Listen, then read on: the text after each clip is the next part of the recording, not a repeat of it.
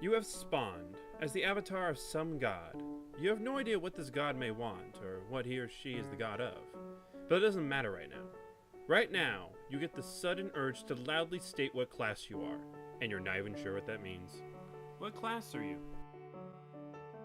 Weirdo! You scream into the heavens, announcing your class to the world. Like a weirdo. The sky opens up and bathes you in a white light. When the light dissipates, a bag of odd-shaped dice are in your hand. You feel a little upset that this is what the weirdo class is, but you feel more upset that you didn't pick a lumberjack. Lumberjack would have been more manly. Wait, are you a man? Go over and look into the suspicious hole in the tree. Figuring there isn't really much to see or do in the nearby town, you decide to investigate the suspicious hole in a nearby tree. You slowly peer into the dark depths of the hole. In fact, you begin to believe that there's nothing suspicious about it at all. But just as you reach your hand in to investigate, a magical Toblerone box pops up. It exclaims, "Hello, my name is Steve." You're taken aback by the strange talking box, but knowing boxes do not talk, you poke your head inside the hole. Inside the tree, you can clearly see a rat puppeteering the Toblerone box. The rodent looks at you with its big rodent-like eyes. Speak to the rat. You attempt to speak to the rat because, as you know, while magical Toblerone boxes shouldn't talk, rats should. The rat stares at you blankly and makes no move to speak. Taking this as a sign that the rat feels he is too good to talk to you, you decide the next best course of action is to turn him into a hat. So you quickly reach in and try and pull him out. The rat does not take your misguided random act of violence well, and instead attacks you in self-defense. You are now in combat. Intimidate rat by yelling angry gibberish. You yell, "Angry gibberish!" at the rat in the loudest voice you can currently muster. The rat seems less than impressed, almost as if it can't understand you, and instead jumps forward and bites you, not intimidated in the slightest. You take some damage, but are still in combat. Sprint to the town. You suddenly remember that you are in fact a coward, and so run away from the fight that you started, and head for the closest town. The rat, knowing darn well that it was winning that fight, pursues you. Sadly, it seems due to evolution or an angry god, that rat has 4 feet, allowing it to quickly gain on you. You curse this ugly twist of fate, for if you don't do something, it's going to overtake you before you reach town. Toss the dice at the rat and pray he trips. You quickly reach into your bag and pull out 3 oddly shaped dice. Figuring it can't hurt, you toss them over your shoulder at the pursuing rat. The dice fall about a foot in front of the rat.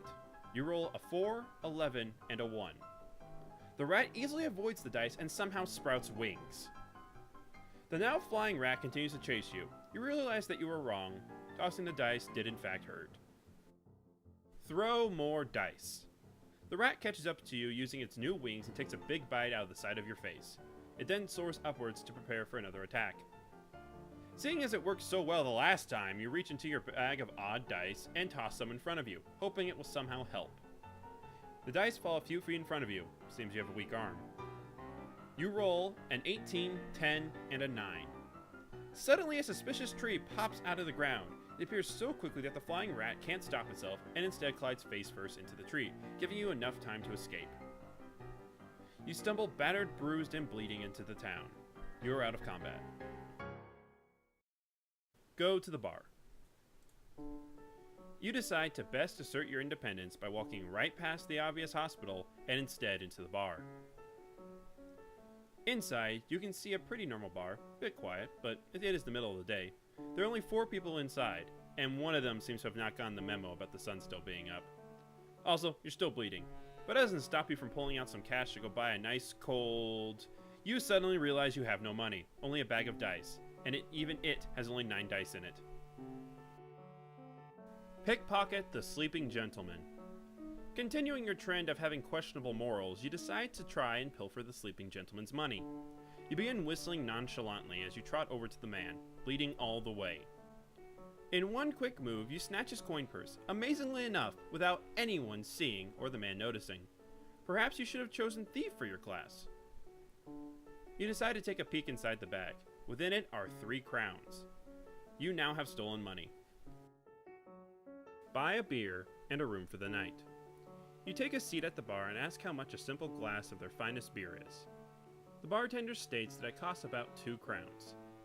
You happily pay him using your ill-gotten money, and in turn receive a glass filled to the brim with beer. Though you realize that seeing as their best beer costs 2 crowns, you doubt you have enough money for a room. Especially if they make you pay for all the blood they will have to clean up. You know, seeing as you're still bleeding. Are you lightheaded yet?